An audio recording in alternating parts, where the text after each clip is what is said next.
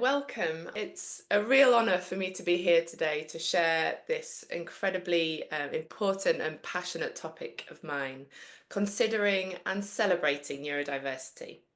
I'm really excited to talk to you about this today because it is a passion of mine to, when I'm saying consider neurodiversity because I'm not here to teach you or train you. I hate that word in what we're talking about. I really want us to sit together collectively and consider what we know neurodiversity to be, what it's not, and how we can talk about it and work more inclusively. So first of all, who am I? Who am I to talk to you about this? Well, my background is I work clinically.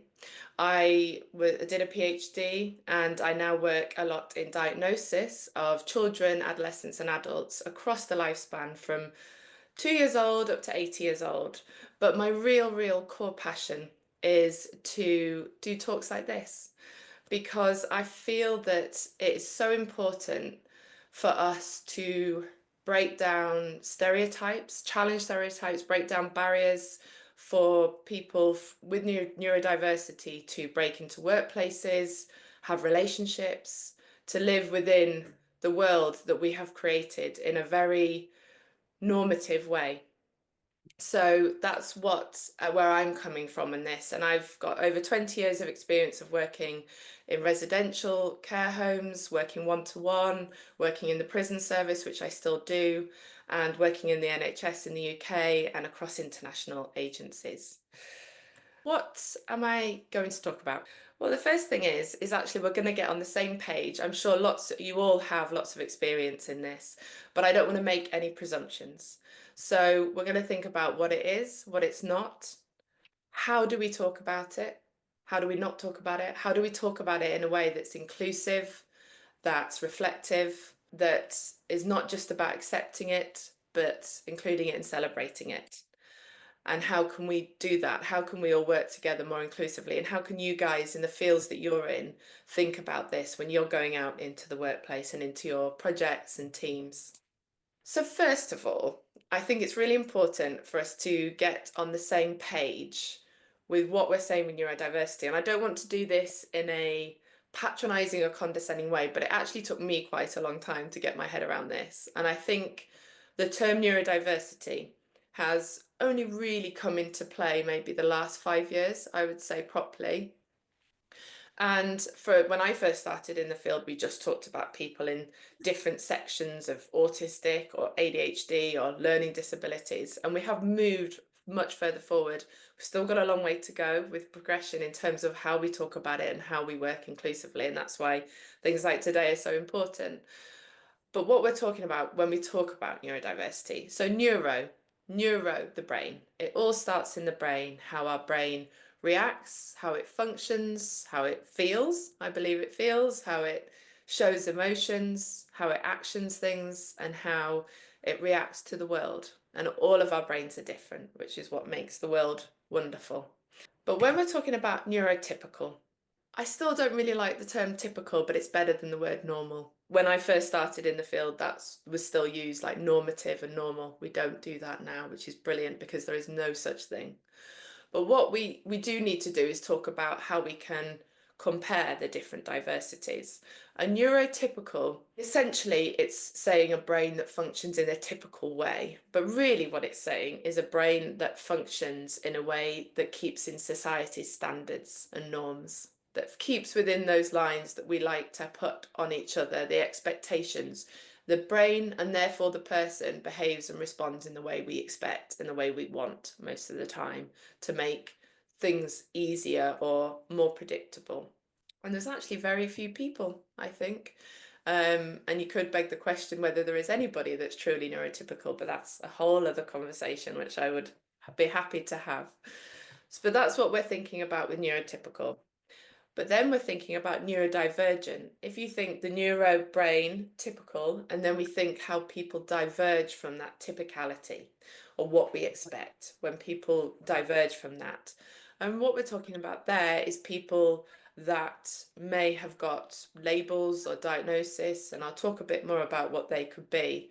But they're people that I would say the brain is reacting or responding in a different way or process things in a different way. It's not bad, it's just different. And there's no good or bad here. Everything is just part of one community. So that's really what we want to think about is when we're talking about people with labels or diagnosis, and we can also talk about whether that's helpful or not. But someone that's neurodivergent is someone that's perhaps reached a point where they require or they would like a diagnosis or label, but often people don't either, and that's okay. So, under the umbrella of neurodivergence, I call it an umbrella because most of us actually probably sit under this, or we know at least know somebody, at least one person that does. Look at all those. This list is not exhaustive, but it does give you an idea of how far reaching and how actually we probably do know someone. If we're not affected ourselves or impacted ourselves, we know someone probably very close to us that is, and more than one person, I would say. But under that, you have autism, you have ADHD, you have dyspraxia, dyslexia, and they're what we call conditions that we have from birth. So they are in our brains from birth, whether they're diagnosed until later in life, it doesn't matter, they are there from birth. But you also then have some neurodivergence that's acquired or got in life through experiences, often traumas or chronic psychiatric conditions. But I just wanted to show you that because it shows the breadth of what we're talking about today, and actually therefore how vital it is that our conversation is out there and is current and is ongoing and evolving, because it isn't just a small section of communities and societies. It's really far reaching. And when we talk about neurodiversity, we're talking about everyone. We're talking about all of us. Everyone, whether you're considered neurotypical, neurodivergent or not, with a diagnosis or not, it's everyone.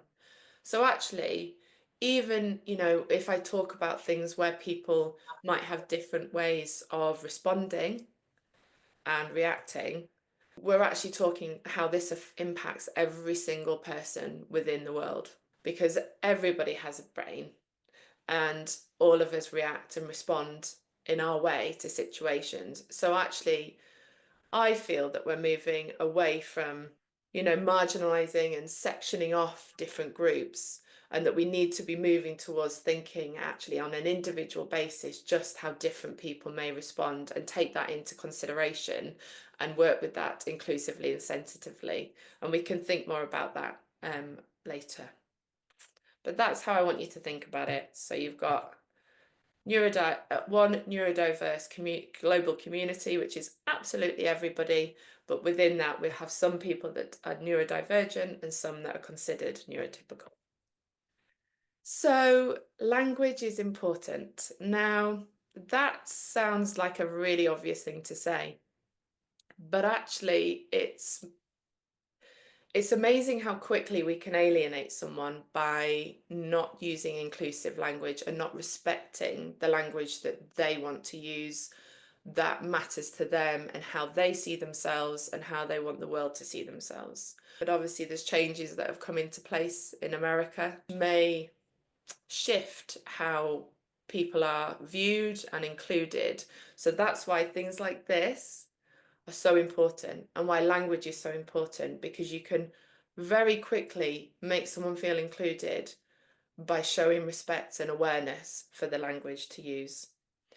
So the first thing to say about this is, very much like with gender pronouns now, I always, at the beginning of when I start to work with a client or a patient or a group or a family, I will always say, how would you like to be referred in your reports, in any written communication, and obviously in person. And nobody has ever been offended by me asking. It opens that conversation and it shows respect. And the same can be said for neurodiversity and people that either you know or you think could be neurodivergent. So when I first started working in the field a long time ago, we would say a person with autism, they have autism. From my current conversations with people I work with now, they would prefer to be referred to as an autistic person or an autistic individual. And this is because someone explained to me that autism is not just something that's added on to them like a thing. It's part of their identity, it's part of who they are. They've had, been autistic since birth, whether it's shown in different ways as they've got older, it's been recognized as they've got older, and they've felt more accepted. But often, from my experience, people will prefer to be called an autistic person.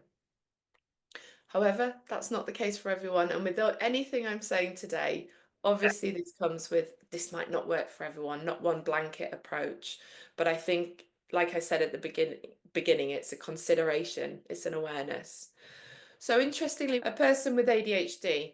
Now, this is a very current thing that I've noticed on social media with neurodivergent influencers, is that they like to be called an ADHDer. This isn't for everyone. Some people do say they've got ADHD, they are ADHD. But again, it's something just to be aware of that actually, I'd say probably younger generations prefer ADHD, but again, it's something to ask. And this is my little thing, is that autism spectrum disorder. It's a very clinical and medical way of saying it, and it's in the medical manual.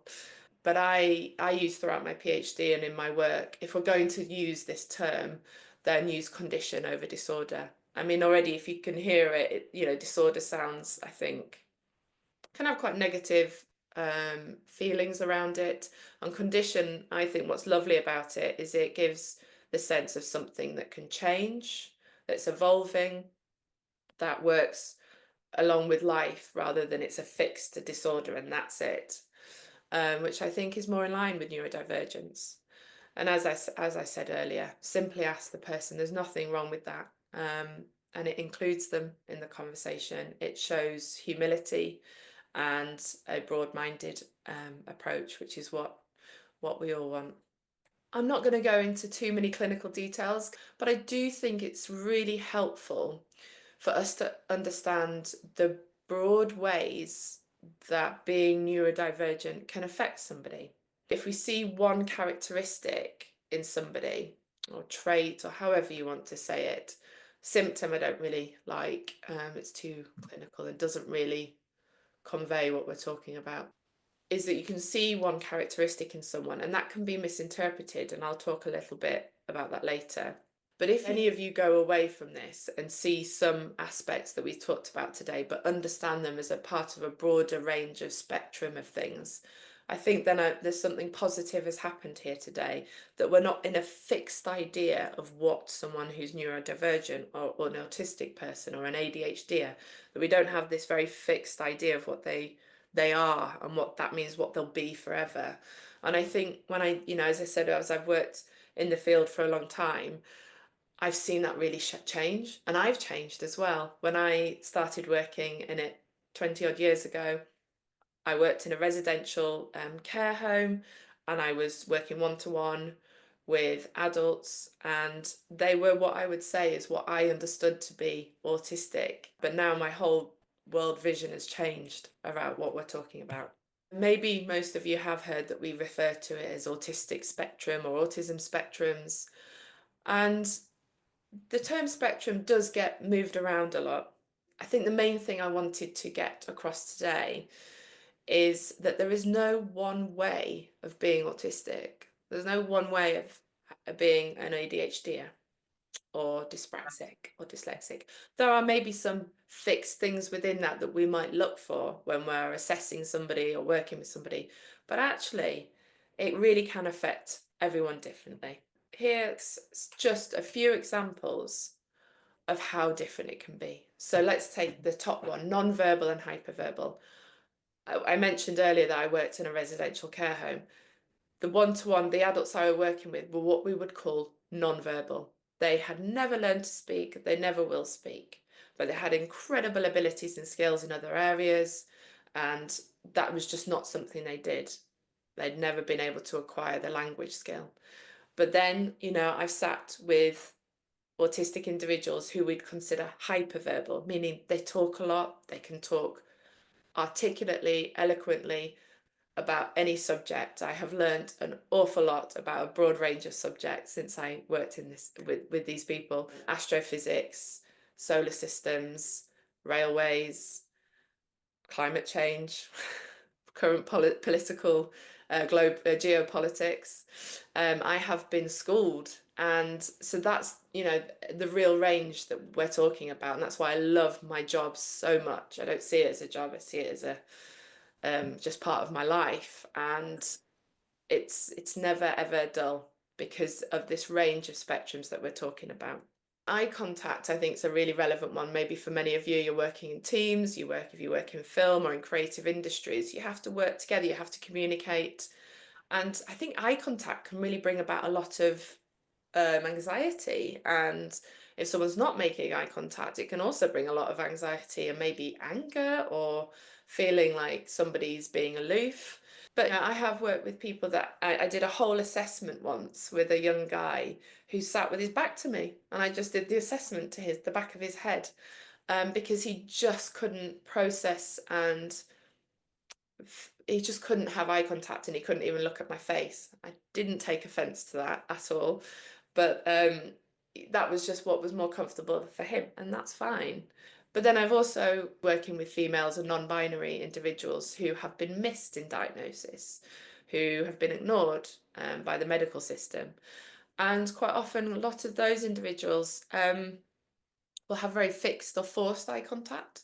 So they'll totally make eye contact, but they'll sit with it for a long time and then almost stare in an intense way because they know that they're meant to do eye contact, so they've trained themselves to do it, and that can be quite uncomfortable. The empathy aspect, low empathy to hyper empathetic, I think a lot of people don't realise this is, for a start, I found in my PhD that the idea of empathy is just, it's not helpful when it comes to neurodivergence. It's not really a thing.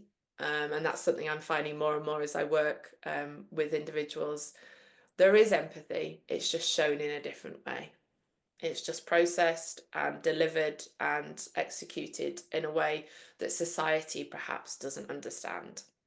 And that's, you know, again, I'll keep coming back to it, why talks, talks and conversations like this are so important, because we can start to think outside the box and think, okay, hang on, this person is showing me empathy, but they're showing it in written form, or they're showing it by, you know, completing all the tasks ahead of time so that I have more time to work on this. But they're not coming up and saying to me, I want to help you, I want to do what I can for you. They're just showing it in different ways.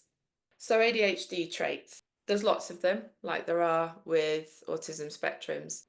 But here are some of the things that we might think about when we're thinking about ADHD. Impulsive and procrastination. Impulsivity is a big part of it, which I think people don't always understand. And it can seem like erratic or risky behavior, but it's a part of the brain that actually doesn't think before actions take place. And it's not because of a carelessness or a lack of care. It's just the way the brain is executing things, is things happen before the brain has had time to process actually how this will play out. I work a lot in prisons, and a lot of the men and women I will see in prison system will have undiagnosed ADHD. And the amount that I'll say, just kind of like away from the assessment, I'll say, have you had many accidents? Have you, you know, hurt yourself? Pretty much unanimously, they'll be like, yeah, I ran out in front of cars when I was young because I didn't look, or been in car accidents because I'm rushing, because traffic jams are very hard to sit in, queues are hard to sit in, impulsive sort of rage to get things done, to rush to places. Procrastination, it doesn't sound like a great word, but it's actually that people struggle to get things started because they're putting off something that they know will take higher brain activity and brain load. So might do other things first. I mean, we can all do these things sometimes. I definitely did. When I was trying to finish my PhD and work, I was like, oh, I'll just, you know, tidy my desk and write a list of things I've got to do rather than actually write a chapter. But that was just because I found, you know, I did find my PhD really hard. But it's more than that. It's about what your brain is, how your brain is organizing and functioning. Because really, again, it's not massively important that you know all these things. The idea is that you just start to think about this when you're meeting people and talking to people and working with people. There might be things that are happening that you think, oh, that seems a bit like it, why is that happening? Or why are they approaching it in that way? Or why they're having to do this? Some people are very talkative, over talkative. They might interrupt people, which you can see could impact meetings or teamwork.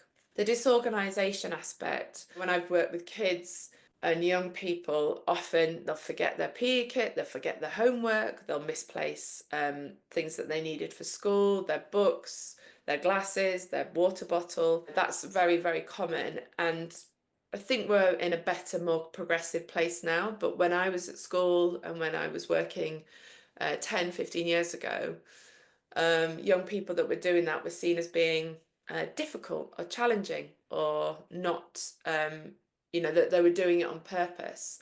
But it really is just a different way the brain is functioning. And there are tools and strategies that we can put in place to accommodate that and include that as part of their character and makeup, but so they're not isolated because they do always forget something. Have something that's, at school or at the workplace, have a box that has double of everything they need in case they forget things. Have reminders on phones. Have a system where an hour before you start a project or start a day or start a meeting, have a reminder flash up. You can set those in an automated way. These are just some of the things that you can do to overcome and include people with these differences. Quite often in the medical and clinical world, we will focus on symptoms, and I hate it. What are their symptoms like? Are they chronic? Are they ongoing? How long have they had them? When did they appear? And of course, you know, to a clinical level, we need to know that. We do need to know that. But what I like to do is spend a lot of time with somebody thinking about how has this impacted them, because that often tells you a lot more. And I think that's something, when we're thinking about working inclusively and if you've got team members or people on your project or your film that you think, there might be some neurodivergence here, think about how that might be impacting them as well. Because someone that's always late to every meeting or forgets their deadlines or has some sensory things that they find difficult, which I will talk a bit more about, this can really impact career development and in their self-esteem and feelings of self-worth. Because if you're always late and you're never making it on time and you're forgetting a meeting with your project lead or a director or editor, you're going to feel really bad about yourself, even though your power and your desire is there to do well. Your brain is letting you down in that way, and it's no surprise it impacts massively interpersonal relationships, whether it's romantic or friendships or work relationships. I work so much with people who are really struggling to rebuild relationships because of these things that were part of their brain they weren't properly identified and included and supported for, got out of control. And you have brilliant people who are out of work. The employment and I can only speak from the UK, but the unemployment rate amongst neurodivergent people is high. The last time I looked, it was something in like the 70 odd percent. But it's a really, really difficult thing. And then obviously on mental health and well-being, if you're feeling low, you're not feeling like you're achieving, it just starts to unravel. The only reason I'm saying that is not to bring a doom on it, it's actually just to make us all think about it. That somebody might not be doing something on purpose, and they might just need some awareness and accommodation to and adjustments to how they work with you so that these things are less invasive and impactful. So, as I said at the beginning, not only are we considering, but I want to celebrate neurodiversity, and that's what we should be doing. Now, these are a few characters that have been on TV and film over the years. You will notice that they are predominantly, well, they are white and Western and predominantly male. The fact that we have one female character there, Saga from one of my favourite series, The Bridge. is progression. When I first started working in the field, 16 males were diagnosed for every one female. That's high. Now we're down to 3 males to every female, and I think we're going to get lower the more we understand about the gender and sex impact on neurodivergence. But that's progression, but we're not there yet. The severe lack of people of colour and minority ethnic groups represented in TV and film who are neurodivergent is ridiculously and dimly low. One of the main things is I did a workshop with parents of and professionals who work with children of colour and from minority ethnic groups. And the issue there was they were having barriers within their own communities about what neurodivergence is and the acceptance and inclusion of it.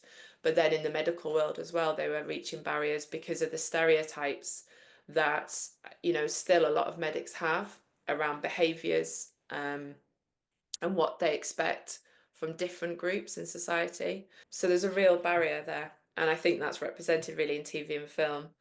But what is good is that we do have some characters coming, and I think there are more and more now. The reason I put Sheldon on there from The Big Bang Theory, I don't know if any of you've seen it. Some people have, some people hate it, love it. Sheldon's not actually formally diagnosed in the program. And I think the writers made a concerted choice not to do that. But all of his character and all of his nuances and ways he does things and the ways his brain works speak to someone that's autistic, and that's commonly felt within the field and noticed by autistic people themselves as well. They relate and identify quite a lot with some of the things he says. But there was an episode which I thought was interesting, which I think about. He made his best friend Leonard in the program wear an itchy jumper for a whole episode, like a really, scratchy woolly thing. And he wanted him to wear it because he wanted Leonard to understand how uncomfortable it made him, when things were not done on time and when things were not carried out that he had been told had been carried out, like books being returned to the library. And I thought that was a really interesting thing. So sometimes I just think itchy jumper when I'm working with people, because I think actually that is deeply uncomfortable and makes you just feel like, and yeah, it can cause quite a lot of pain actually as well. Ray and Rain Man, I mean, everyone sort of mentions that quite a lot when I work or give talks and workshops. And obviously, he was I'd say, the earliest depiction of an autistic person in film. But he was a very classic, actually, you can have stereotypes in neurodivergence, and he was a classic stereotype of an autistic person. I've actually not met many people like Ray in my time, but it was an extreme version that was needed in film in the 80s, I guess, to help people start to see and understand. But we've come a long way from them.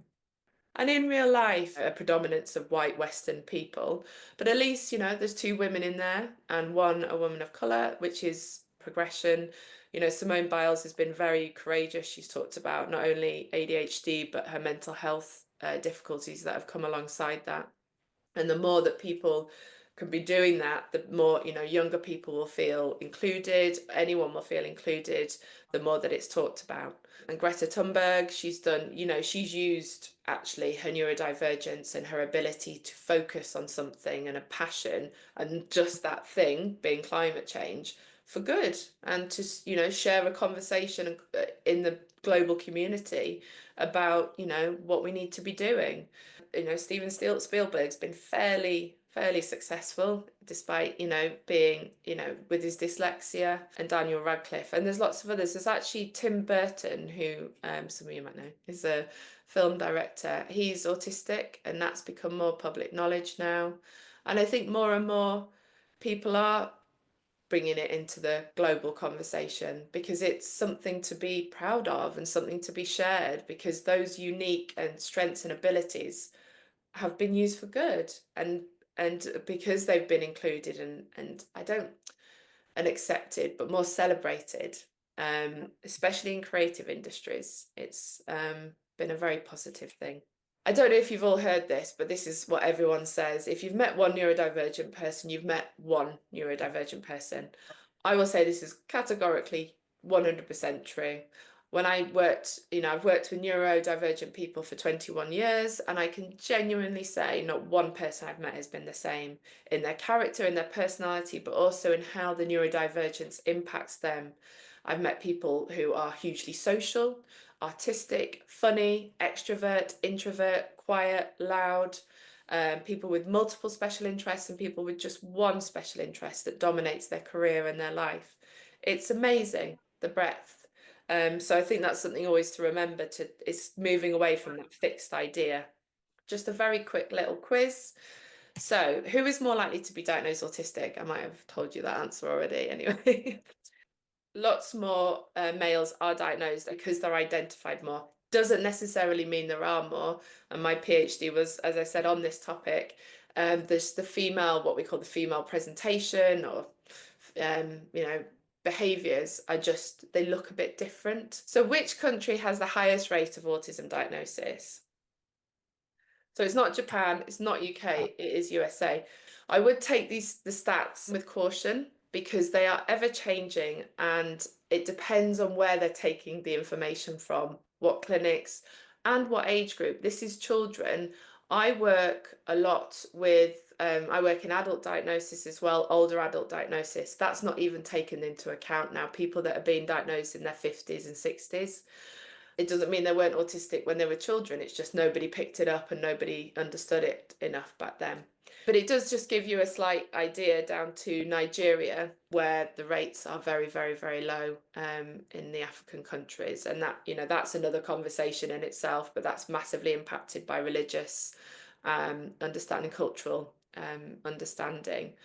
So also USA is just a bigger country. There's just more people, and the rate of diagnosis is just much higher.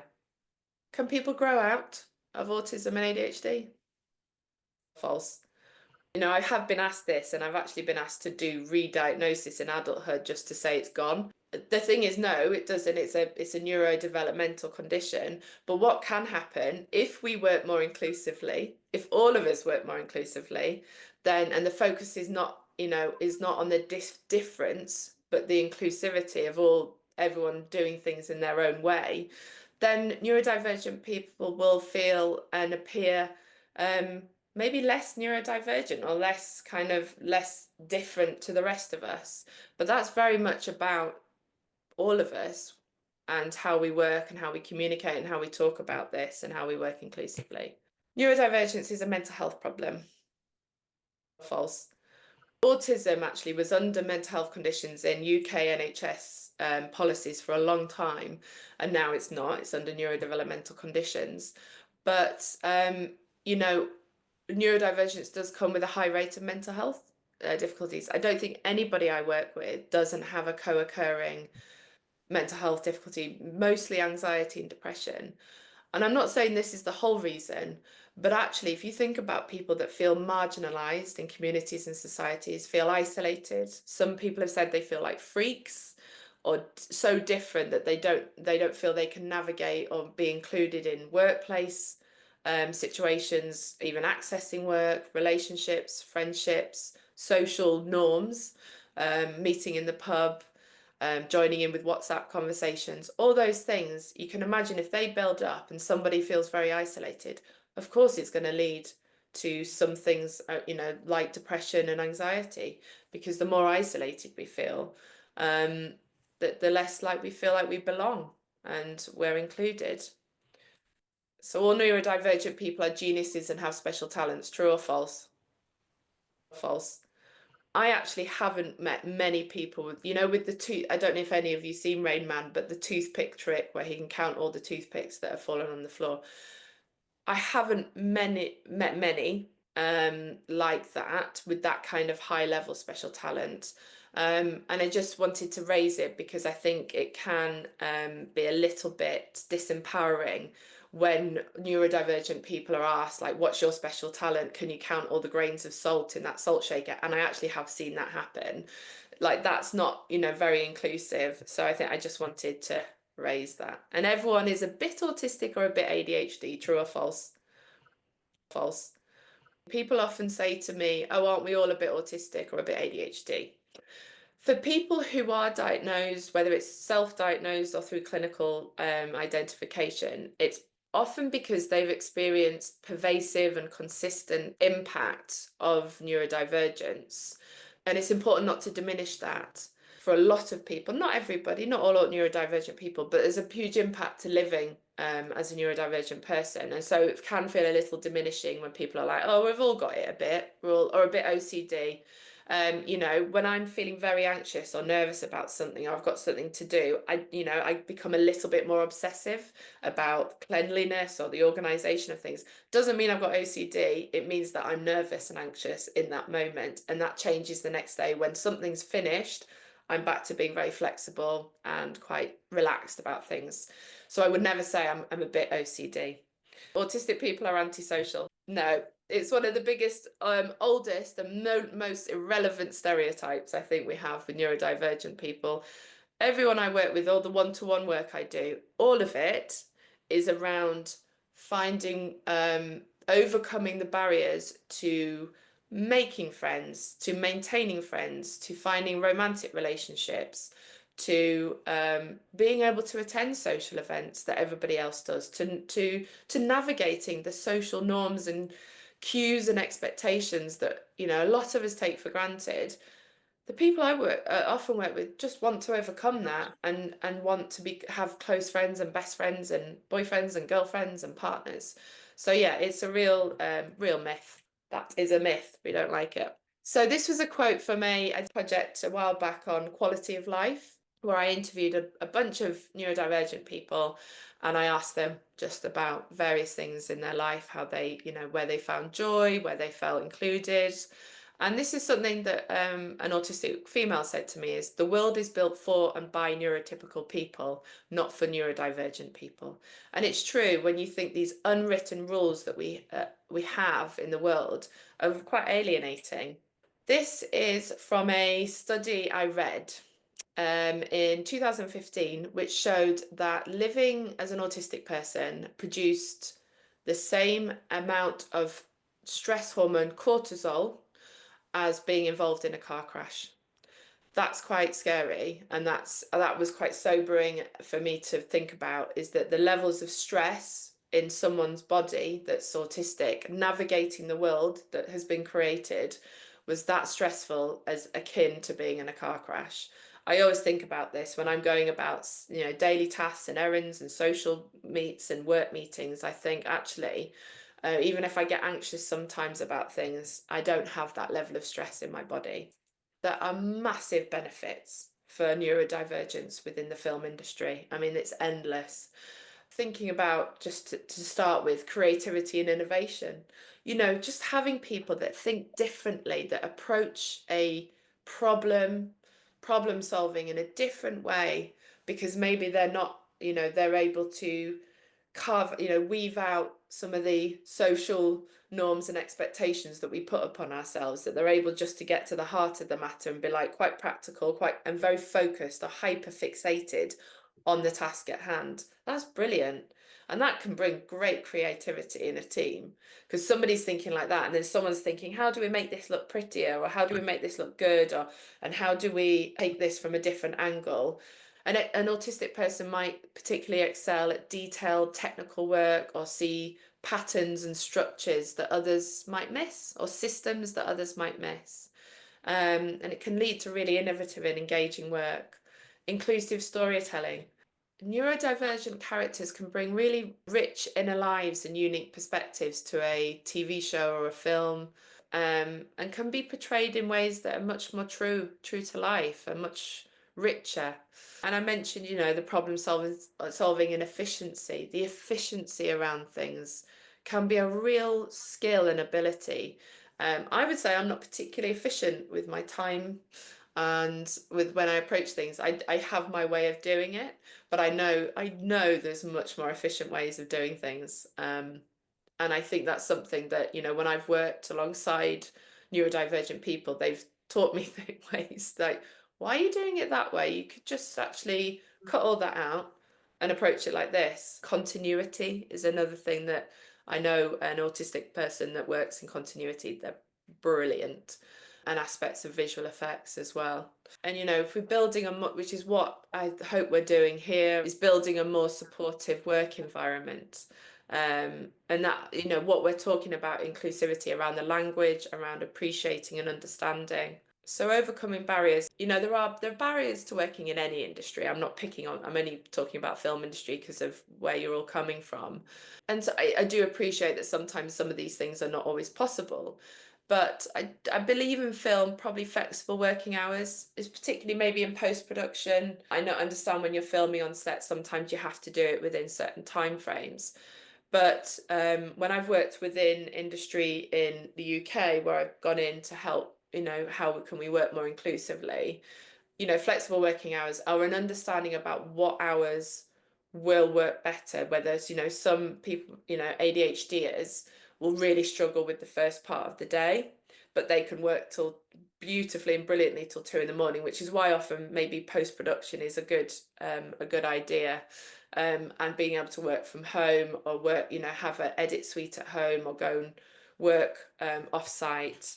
I'm going to talk a little bit more about communication, but that is absolutely paramount to working inclusively.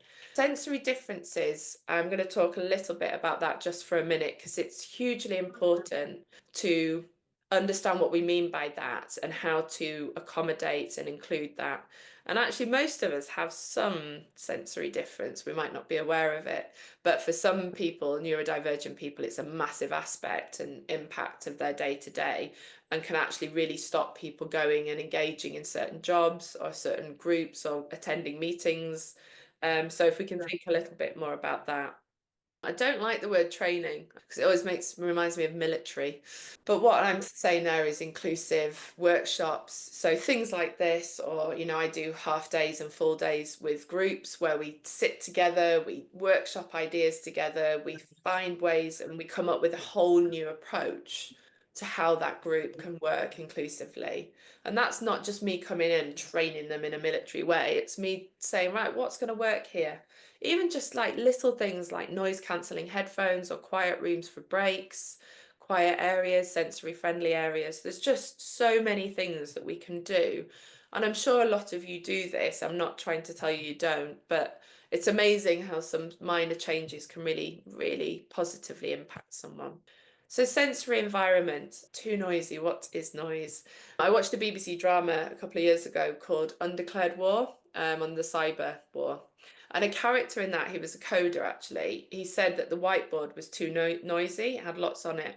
And it really stuck with me because I thought actually we think about noise as noise, but actually sensory experience is all noise, whether it's bright lights or actual noise or a texture, it's all noisy.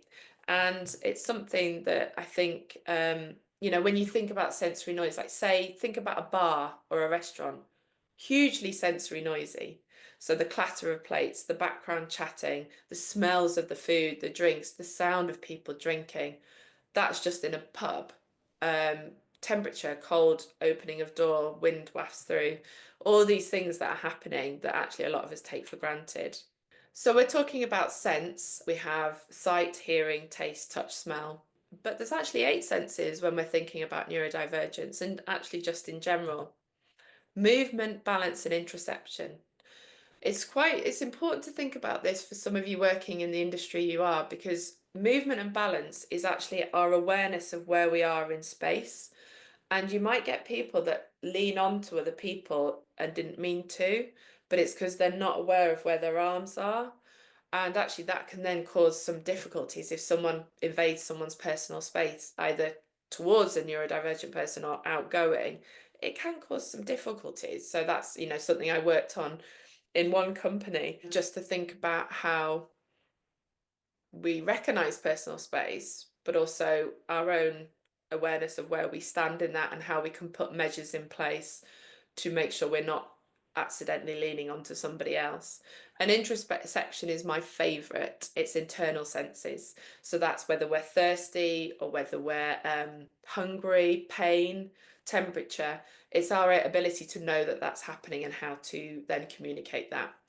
I worked on an eating disorders unit for a while, and I was with a young girl who was admitted for anorexia nervosa, but she wasn't getting any better, and they were doing this big group eating program, which is what they do as part of it. And when I talked to her, she said, it's not, she said, I do want to eat. I kind of want to eat something.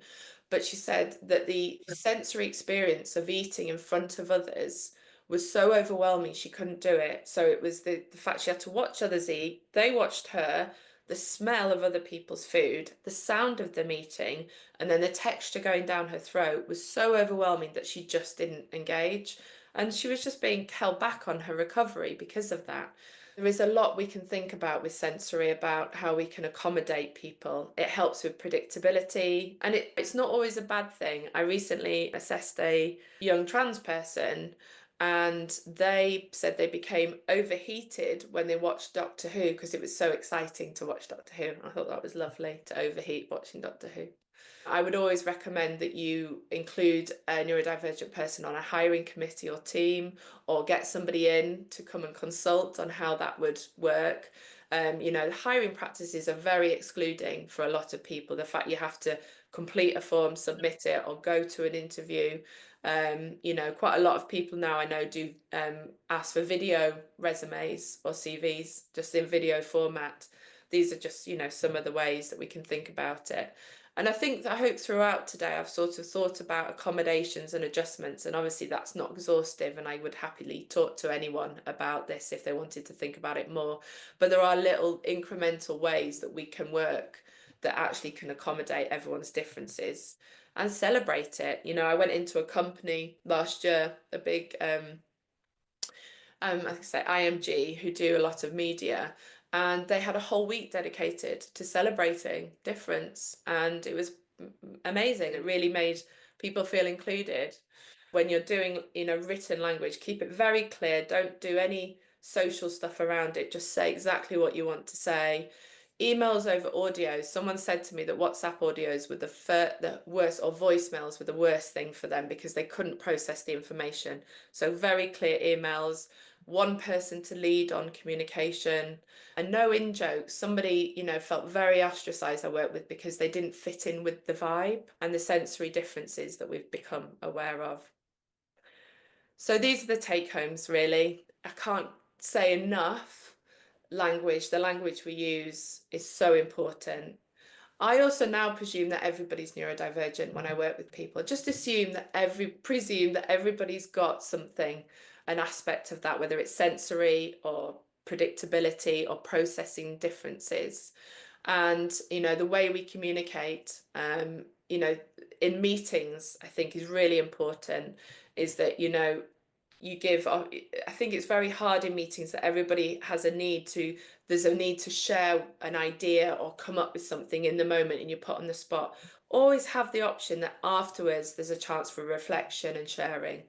There's lots of different ways that I could spend a lot longer talking about how you could prepare and someone for the process of what's going to happen in a day's work or happen on set. I'll end with this. Einstein, who we probably are right in thinking was autistic, and used his skill to life-changing, global-changing measures. But he said not everything that is important can be measured, and not everything that can be measured is important, which is so true. And, we're united in diversity, stronger as one global community. That's what I care about, that we're all better together.